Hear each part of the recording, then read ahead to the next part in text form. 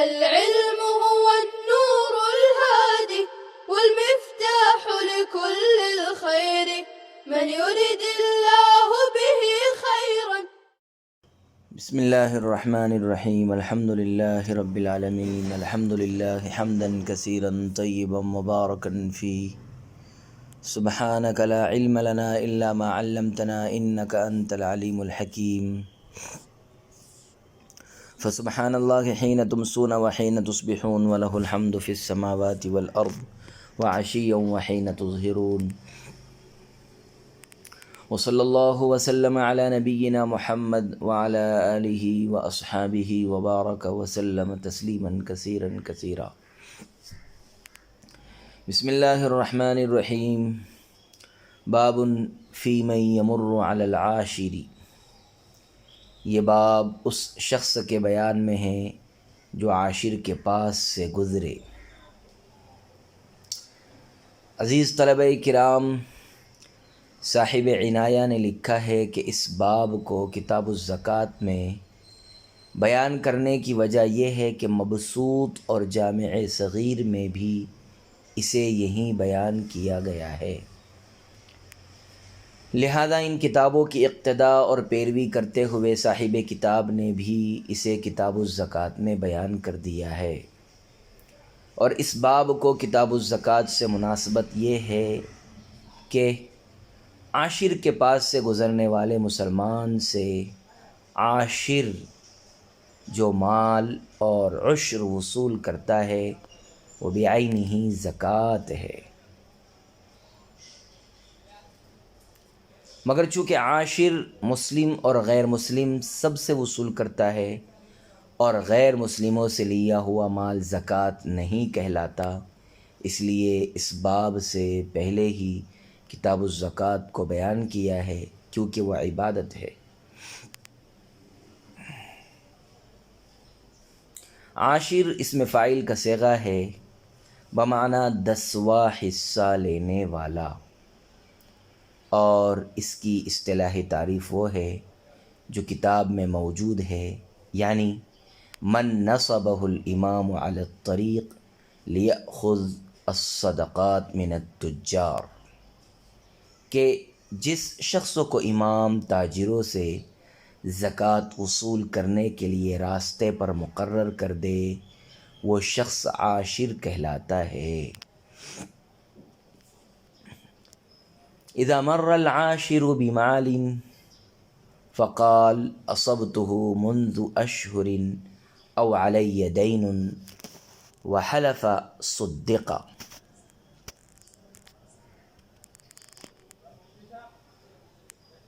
اذا مر العاشر بمال فقال اصبته منذ اشہر او علی دین وحلف صدق. جب کوئی تاجر عاشر کے پاس سے مال لے کر گزرا، اذا مر العاشر، اذا مر التاجر العاشر بمال، اس طرح سے جب کوئی تاجر عاشر کے پاس سے مال لے کر گزرا اور اس نے یوں کہا کہ چند مہینوں سے یہ مال مجھے حاصل ہوا ہے یا مجھ پر قرض ہے، اور اس نے قسم کھا لی، تو اس کی تصدیق کی جائے گی.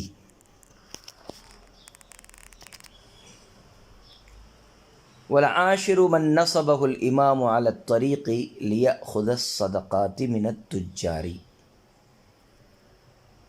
اور عاشر وہ شخص ہے جسے امام تاجروں سے زکوٰۃ وصول کرنے کے لیے راستے پر مقرر کر دے. فمن انکر منہم تمام الحول او الفراغ من الدین کان منکرا للوجوب والقول قول المنکر مع الیمین. لہذا تاجروں میں سے جو شخص حولان حول کا منکر ہو یا دین سے فارغ ہونے کا منکر ہو وہ وجوب زکوٰۃ کا منکر سمجھا جائے گا، اور منکر کا قول مع الیمین معتبر ہوتا ہے.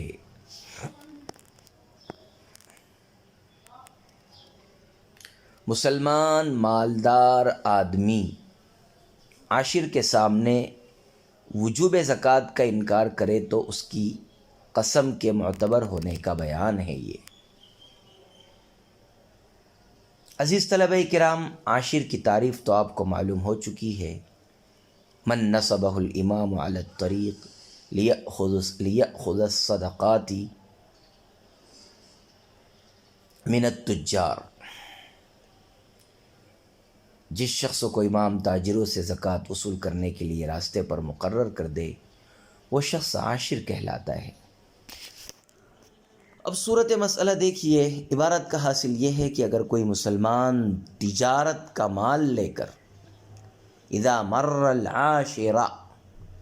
التاجر اذا مر التاجر العاشر بمال، اگر کوئی مسلمان تجارت کا مال لے کر کسی راستے سے گزرا اور وہاں عاشر سے اس کی ملاقات ہو گئی اور عاشر نے اس سے زکوٰۃ کا مطالبہ کیا، لیکن صاحب مال نے یہ کہا کہ بھائی زکوٰۃ تو حولان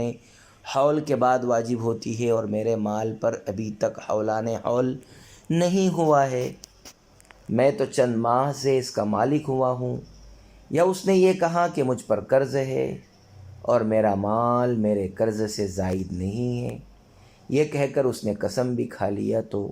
اب عاشر کے لیے حکم یہ ہے کہ وہ اس شخص کی بات مان لے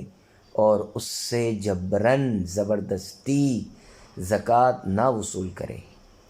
کیونکہ جب اس نے حولان حول اور فراغ دین کا انکار کر دیا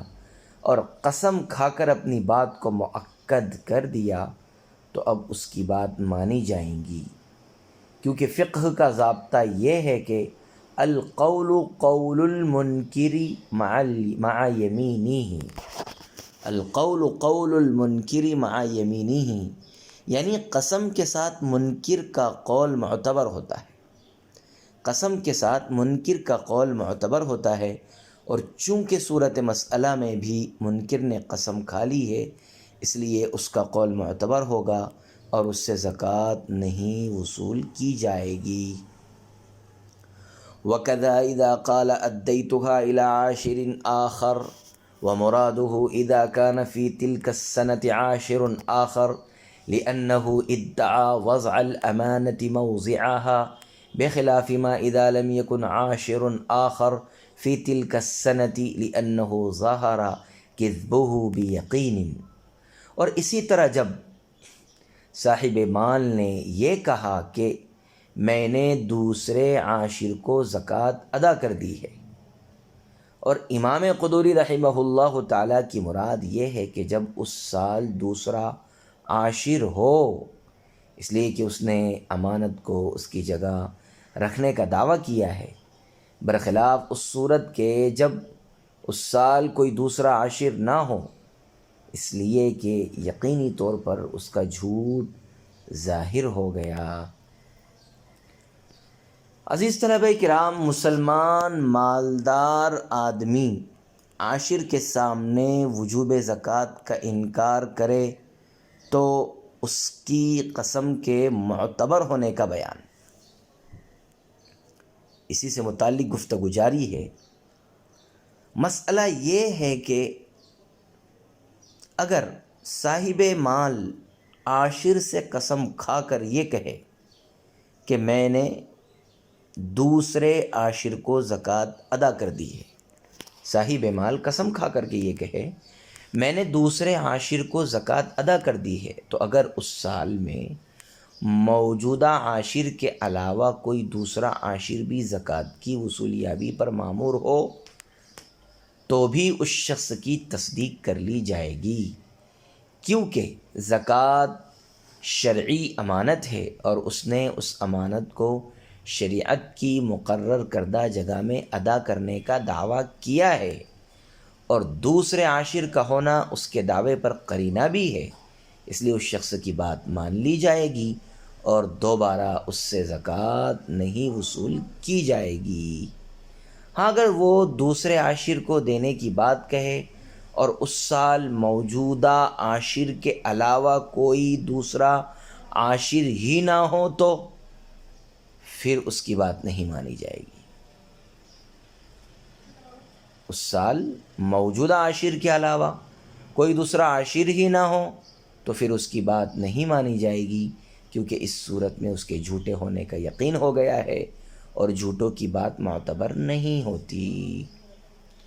وَكَذَا إِذَا قَالَ أَدَّيْتُهَا أَنَا يعني إلى الفقراء في المصر لأن الأداء كان مفوضا إليه فيه وولاية الأخذ بالمرور لدخوله تحت الحمایة۔ اور ایسے ہی جب صاحب مال نے یہ کہا کہ میں نے از خود زکوٰۃ ادا کر دی ہے، یعنی شہر میں فقیروں کو دے دیا ہے، اس لیے کہ ادا کرنا شہر میں اسی کے سپرد تھا، اور عاشر کے پاس سے گزرنے کی وجہ سے اس کے لیے زکوٰۃ لینے کی ولایت صاحب مال کے عاشر کی حفاظت میں داخل ہونے کی وجہ سے ہے، صاحب مال کے عاشر کی حفاظت میں داخل ہونے کی وجہ سے ہے۔ وَكَذَا الْجَوَابُ فِي صَدَقَةِ الصَّوَائِمِ فِي ثَلَاثَةِ فُصُولٍ، اور اسی طرح صوائم کی زکوٰۃ کے متعلق بھی 3 صورتوں میں یہی حکم ہے۔ وفی الفصل الرابع وهو ما اذا قال ادیت بنفسی الى الفقراء فی المصر لا يصدق وان حلف، اور چوتھی صورت میں یعنی جو یہ ہے کہ جب صاحب مال نے یہ کہا کہ میں نے از خود شہر میں فقراء کو زکوٰۃ ادا کر دی ہے، اس کی تصدیق نہیں کی جائے گی۔ وقال الشافعی رحمہ اللہ تعالی یصدق لأنه اوصل الحق الى المستحق، امام شافعی رحمۃ اللہ علیہ فرماتے ہیں کہ تصدیق کی جائے گی اس لیے کہ اس نے حق کو اس کے مستحق تک پہنچا دیا ہے۔ وَلَنَا أَنَّ حَقَّ الْأَخْذِ لِلسُّلْطَانِ فَلَا يَمْلِكُ إِبْطَالَهُ بِخِلَافِ الْأَمْوَالِ الْبَاطِنَةِ، ہماری دلیل یہ ہے کہ وصول کرنے کا حق سلطان کو حاصل ہے، لہذا صاحب مال اسے باطل کرنے کا مالک نہیں ہوگا برخلاف اموال باطنہ کے۔ ثم قیل، پھر کہا گیا الزکوٰۃ هو الاول والثانی سیاست، پھر کہا گیا کہ زکوٰۃ تو پہلی ہے اور دوسری بطور سیاست ہے۔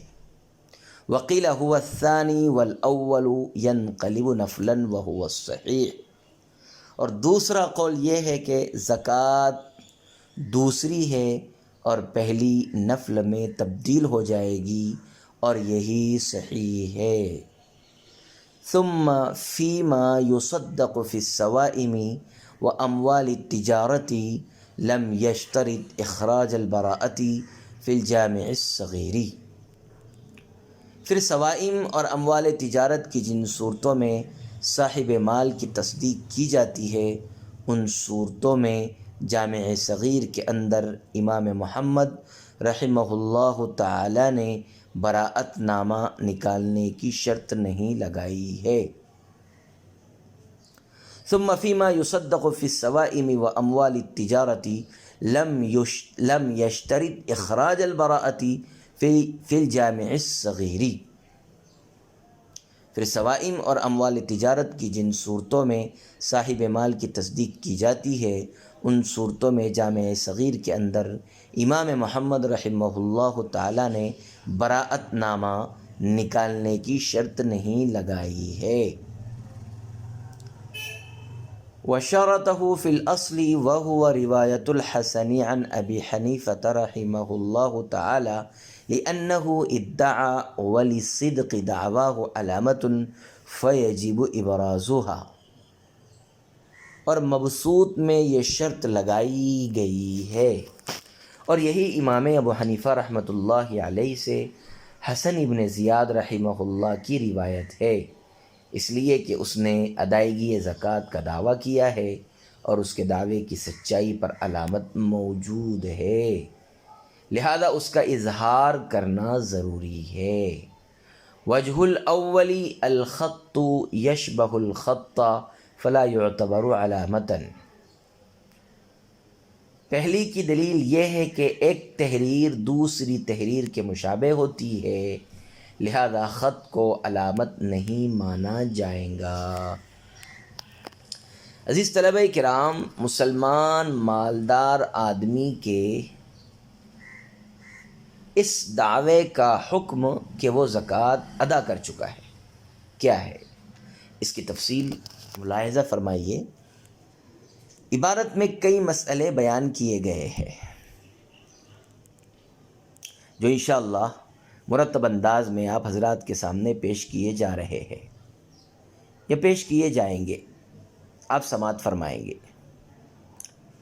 سب سے پہلا مسئلہ یہ ہے کہ اگر صاحب مال نے عاشر سے یہ کہا کہ میں نے از خود شہر میں فقیروں کو زکوٰۃ ادا کر دی ہے، اور اس بات پر اس نے قسم بھی کھا لی، تو قسم کے ساتھ اس کی بات مانی جائیں گی، کیونکہ شہر میں مالکان خود ہی زکوٰۃ دینے کے مالک ہیں، اور شہر میں رہتے ہوئے شریعت نے انہیں خود ہی زکوٰۃ کو اس کے مصرف میں صرف کرنے کا مالک و مختار بنایا ہے۔ لہذا اگر کوئی صاحب مال قسم کھا کر اس طرح کی بات کہتا ہے تو اس کی بات مان لی جائے گی، اور عاشر کے ذمے سے حق اخذ لینے کا حق ساقط ہو جائے گا۔ صاحب فتح القدیر نے لکھا ہے کہ اس موقع پر فی المصر کی قید اس لیے لگائی گئی ہے کہ اگر کسی شخص نے شہر سے نکل کر بحالت سفر زکوٰۃ ادا کر دی تو عاشر کا حق اخذ لینے کا حق ساقط نہیں ہوگا، کیونکہ اموال باطنہ یعنی دراہیم و دنانیر میں مالکان کو شہر کے اندر تو ولایت ادا حاصل ہے، مگر شہر کے باہر انہیں یہ ولایت حاصل نہیں ہے، بلکہ شہر سے نکلتے ہی ان کی یہ ولایت امام المسلمین یا اس کے عاشر کی طرف منتقل ہو جائے گی، اس لیے کہ جیسے ہی کوئی شخص شہر سے باہر نکلتا ہے وہ امام المسلمین کی حمایت و حفاظت میں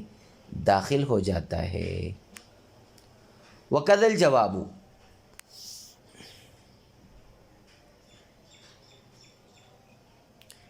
فی صدقۃ الصوائم فی ثلاثۃ فصول وفی الفصل الرابع وهو ما اذا قال ادیت بنفسی الی الفقراء فی المصر لا يصدق وان حلف۔ صاحب ہدایہ فرماتے ہیں کہ جس طرح اموال باطنہ کی چاروں صورتوں میں قسم کے ساتھ صاحب مال کی بات مان لی جاتی ہے، اسی طرح اموال ظاہرہ کی بھی 3 صورتوں میں اس کی بات مان لی جائیں گی، البتہ ایک صورت میں اس کی تصدیق نہیں کی جائے گی۔ اموال ظاہرہ کی جن 3 صورتوں میں صاحب مال کی بات مانی جائیں گی وہ یہ ہے: نمبر 1، صاحب مال نے یہ کہا کہ ابھی چند ماہ پہلے ہی میں اس مال کا مالک ہوا ہوں اور اس پر ابھی سال نہیں گزرا ہے، ایک صورت۔ دوسری صورت، مجھ پر اتنا قرض ہے جو پورے مال کو محیط ہے، گھیرا ہوا ہے، نمبر 2۔ نمبر 3 یہ ہے، میں نے دوسرے عاشر کو زکوٰۃ دے دی ہے اور اس سال دوسرا عاشر موجود ہے، اور چوتھی صورت میں ہمارے یہاں اس کی بات مانی نہیں جائیں گی، مگر شوافع کے یہاں اس صورت میں بھی قسم کے ساتھ اس کی تصدیق کر لی جائے گی۔ اس صورت کی تفصیل یہ ہے کہ صاحب مال نے قسم کھا کر عاشر سے یہ کہا کہ میں شہر میں فقیروں کو ان صوائم کی زکوٰۃ ادا کر چکا ہوں۔ امام شافعی رحمۃ اللہ علیہ کی دلیل یہ ہے کہ زکوٰۃ فقراء و مساکین کا حق ہے، اور یہ بات مسلم ہے کہ جب صاحب حق کو اس کا حق مل جاتا ہے تو من علیہ الحق، جس کے ذمے حق ہوتا ہے وہ بری ہو جاتا ہے۔ لہذا صورت مسئلہ میں جب مالک نے از خود فقراء کو ان کا حق دے دیا تو شرعاً وہ بری ہو جائیں گا اور عاشر کو اس سے دوبارہ زکوٰۃ وصول کرنے کا حق نہیں ہوگا۔ ہماری دلیل یہ ہے کہ تمام مسائل کو ایک ہی حکم کا جامہ پہنانا درست نہیں ہے۔ یہ مسئلہ زکوٰۃ صوائم کا ہے اور صوائم کی زکوٰۃ لینے کا حق صرف اور صرف چوپائے، ان کی زکوٰۃ صائمہ جانور، ان کی زکوٰۃ لینے کا حق صرف اور صرف امام یا اس کے مقرر کردہ عاشر کو حاصل ہے۔ چنانچہ حدیث پاک میں ہے خذ من الابل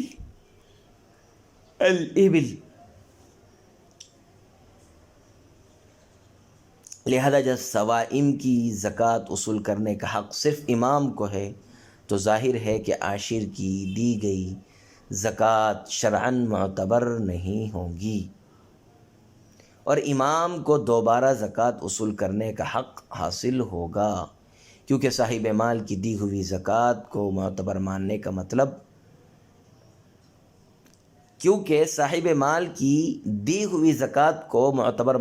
مطلب ہے امام کے حق اخذ کو باطل کرنا، اور امام کو صاحب مال کا یہ حق باطل کرنے کا کوئی حق نہیں ہے۔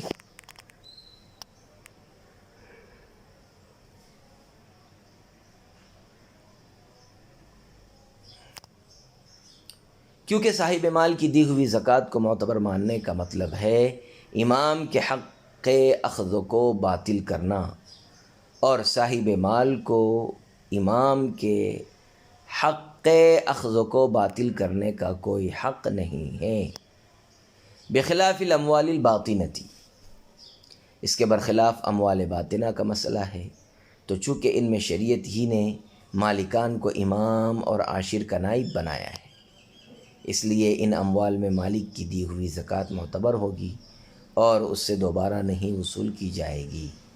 اسی لیے تو ہم اموال باطنہ کی تمام صورتوں میں مالک کی دی ہوئی زکوٰۃ کو معتبر مان رہے ہیں۔ ثم قیل، اس عبارت کا حاصل یہ ہے کہ جب اموال ظاہرہ کی چوتھی صورت میں صاحب مال کی از خود ادا کردہ زکوٰۃ کا اعتبار نہیں ہوگا اور امام اس سے دوبارہ زکوٰۃ ادا کرے گا تو ان دونوں میں سے زکوٰۃ کس کو کہیں گے؟ فرماتے ہیں کہ اس سلسلے میں دوسرا قول ہے، اس سلسلے میں دو قول ہیں۔ فرماتے ہیں کہ اس سلسلے میں دو قول ہیں۔ پہلا قول یہ ہے کہ جس کو صاحب مال نے خود ادا کیا ہے، یعنی پہلی ادائیگی زکوٰۃ شمار ہوگی، اور دوسری جسے امام وصول کرے گا وہ بطور سیاست مدنیہ ہوگی، تاکہ اس سے دیگر تمام مالکان کو عبرت حاصل ہو اور وہ ایسا اقدام نہ کرے۔ دوسرا قول، اس سلسلے میں دوسرا قول یہ ہے کہ جو امام وصول کرے گا یعنی دوبارہ والی ادائیگی وہ زکوٰۃ ہوگی، کیونکہ زکوٰۃ اللہ کا حق ہے، لہذا جب اللہ کی طرف سے مقرر کردہ شخص اسے وصول کرے گا تبھی وہ ادا ہوگی، اور پہلی ادائیگی نفل ہو جائے گی، اور نفل کی ادائیگی میں ہر شخص مالک کو مختار ہوتا ہے۔ اسے آپ یوں بھی سمجھ سکتے ہیں کہ ایک شخص نے جمعہ کے دن اپنے گھر میں ظہر کی نماز ادا کر لی، پھر وہ جمعہ کے لیے نکلا تو اس کی ادا کردہ فرض نفل میں بدل جائے گی۔ اسی طرح صورت مسئلہ میں بھی صاحب مال کا ادا کیا ہوا فریضہ زکوٰۃ ادا کیا ہوا فریضہ زکوٰۃ صاحب مال کا ادا کیا ہوا فریضہ زکوٰۃ نفل میں تبدیل ہو جائے گا۔ صاحب ہدایہ نے بہت صحیح کہہ کر اسی دوسرے قول کے معتبر اور مستند ہونے کا اشارہ دیا ہے۔ ثم فیما یصدق، یہاں سے یہ بات بتانا مقصود ہے کہ اموال تجارت اور صوائم کی تیسری صورت جس میں صاحب مال دوسرے عاشر کو زکوٰۃ ادا کرنے کی بات کرتا ہے اور قسم کے ساتھ اس کی بات مان لی جاتی ہے، اس میں صرف قسم ہی کافی ہے یا قسم کے ساتھ ساتھ دوسرا کوئی اور دستاویز اور پروف بھی، مثلاً عاشر ثانی کی کوئی تحریر وغیرہ ضروری ہے؟ اس سلسلے میں امام محمد رحمۃ اللہ علیہ نے اپنی تصنیف لطیف یعنی جامع صغیر میں قسم کے علاوہ کسی تحریر وغیرہ کا مطالبہ کرنے کی شرط نہیں لگائی ہے، جبکہ مبسوط میں یہ شرط لگائی گئی ہے کہ صاحب مال پر عاشر ثانی کی کوئی تحریر پیش کرنا ضروری ہے، اس کے بغیر اس کی بات نہیں مانی جائے گی، خواہ وہ لاکھ قسم کھائے، کیونکہ جب بھی کوئی عاشر زکوٰۃ وصول کرتا ہے تو وہ رسید وصولیابی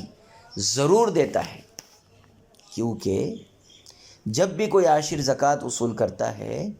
تو وہ رسید وصولیابی ضرور دیتا ہے، اس لیے مالک کے لیے اپنے دعوے کی تصدیق میں عاشر کی تحریر اور رسید پیش کرنا ضروری ہے، اور بغیر رسید کے مالک کا قول معتبر نہیں ہوگا۔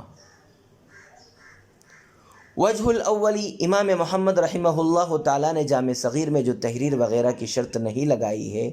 اس کی دلیل یہ ہے کہ ایک تحریر دوسری تحریر کے مشابہ ہوتی ہے اور اس میں بآسانی جعل سازی ہو جاتی ہے، اس لیے تحریر کو علامت متعین کرنا بے سود ہے، بیکار ہے، اور جو چیز بیکار ہو، بے سود ہو، اس کی شرط لگانا اس سے بھی زیادہ بے سود اور بیکار ہے۔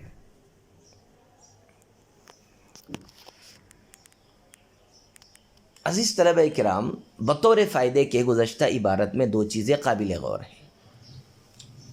عبارت کے آخری ٹکڑے ثم فیہا یصدق سے یہ وہم ہوتا ہے کہ اموال تجارت اور سوائم کی تمام صورتوں میں مبسوط کے اندر تحریر دکھلانا شرط اور ضروری ہے، حالانکہ ایسا نہیں ہے،